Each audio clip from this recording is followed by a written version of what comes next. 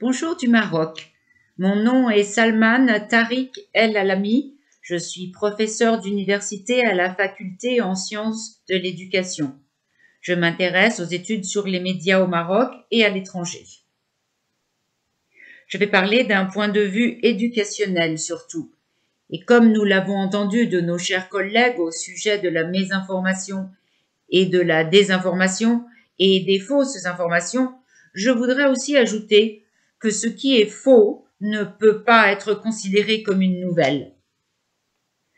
Le principal critère des nouvelles est d'apporter quelque chose et en ce moment, il est plus important que jamais que ces nouvelles soient valides. Il en va de la vie des gens. Depuis le début de l'épidémie, l'information est devenue vitale, aussi importante et vitale que les médicaments ou l'air qu'on respire.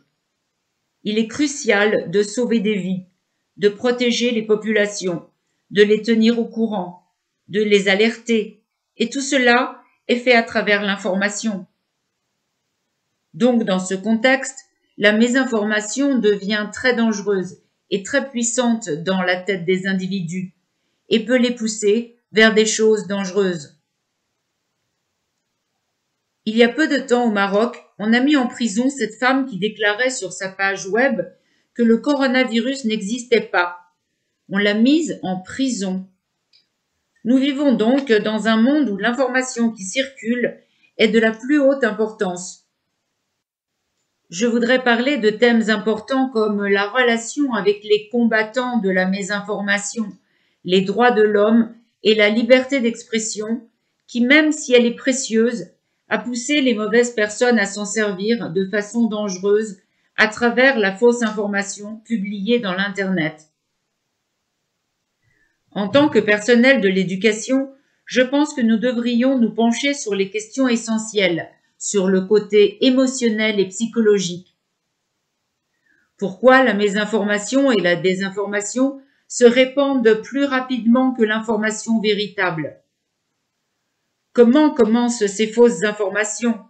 Qu'est-ce qui traverse l'esprit de ceux qui les répandent? Enfin, pourquoi les gens sont si attirés par les mésinformations, souvent plus même que par les informations réelles?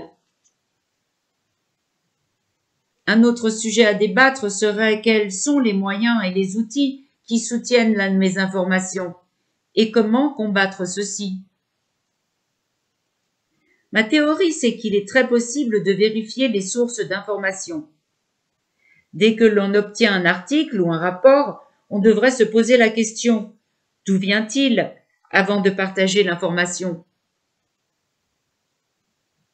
Nous devons vérifier les sources ou le journal, nous devons rechercher le compte de celui qui le publie, nous devons comparer des données et des informations, mais le plus important est de créer des programmes de compréhension des médias et des informations et de les mettre à disposition partout, à l'école et à l'université.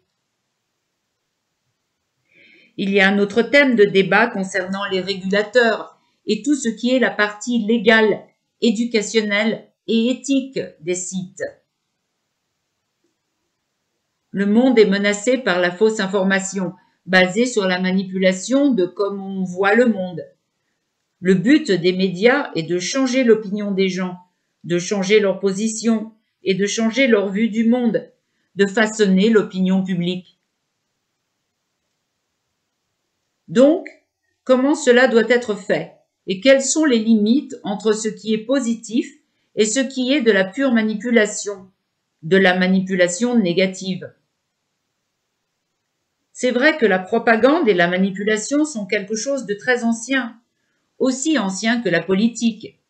Mais aujourd'hui, il existe différents types de manipulation et différentes raisons de l'utiliser.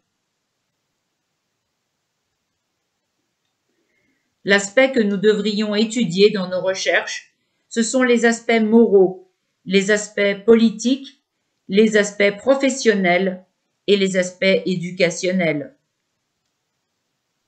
Je vous remercie beaucoup.